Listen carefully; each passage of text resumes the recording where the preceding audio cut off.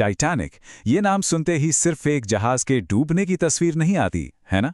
ये कहानी है इंसान के बड़े बड़े सपनों की, उसके घमंड की और एक ऐसी ट्रेजेडी की जिसने पूरी दुनिया को सच में हिलाकर रख दिया था।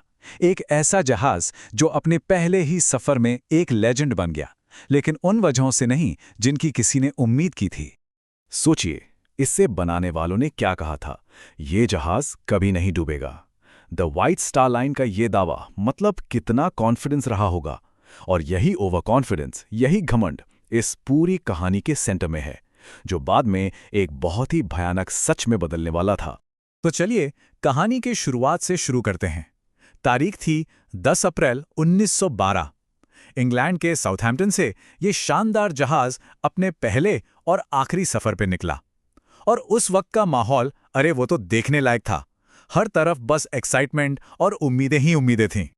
और लोग कितने थे इस पर? पूरे 2224।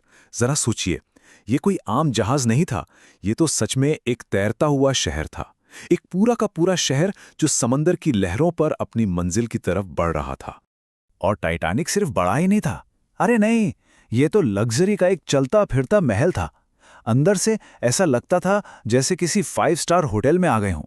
10-10 डेक, स्विमिंग पूल, जिम, एक बहुत बड़ा बॉलरूम, क्या नहीं था उसमें? उस जमाने के हिसाब से तो ये सब सोचना भी मुश्किल था।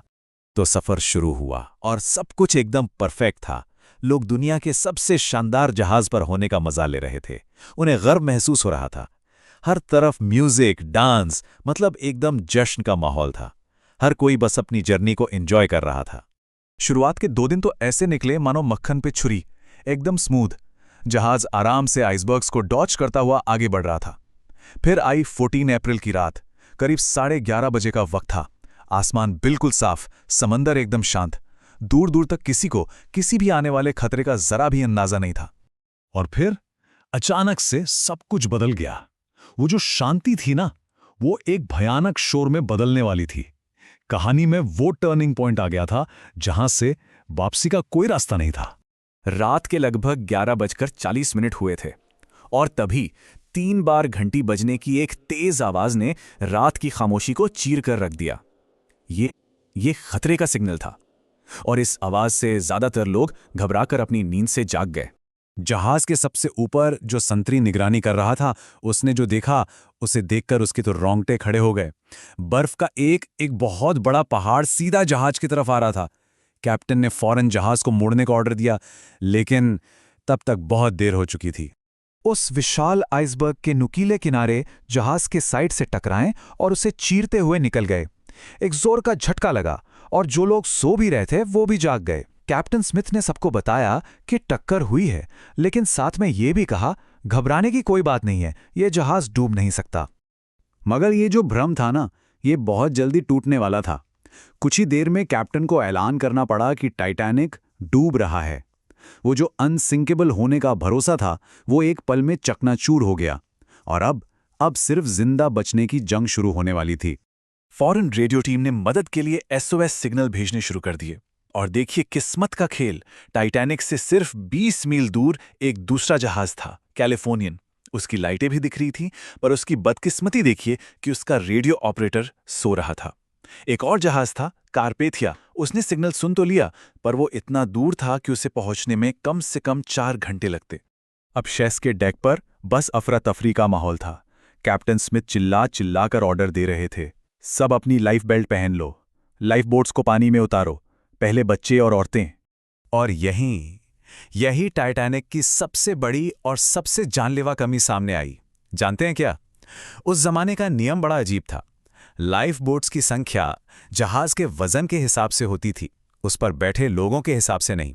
और इसी वजह से जहाज पर मौजूद लाइफ बोट्स में सिर्फ 1178 लोगों की जगह थी, जबकि लोग कितने थे?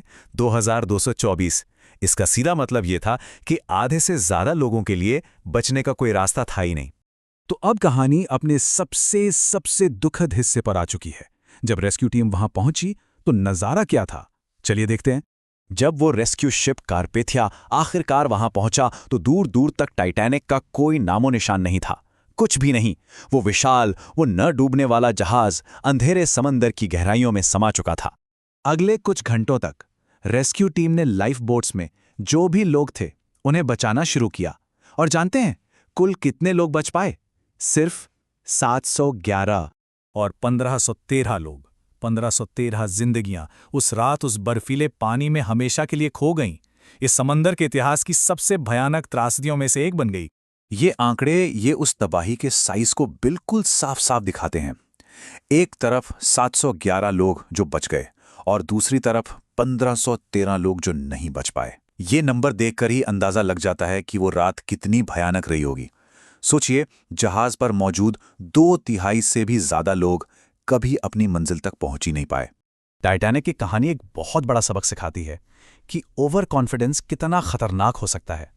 ये सोचने पर मजबूर करती है कि वो न डूबने वाला जहाज तो डूब गया, पर आज की दुनिया में हम ऐसी कौन सी चीजों पर आंख बंद करके भरोसा करते हैं? क्या पता वो भी सिर्फ एक भ्रम हो।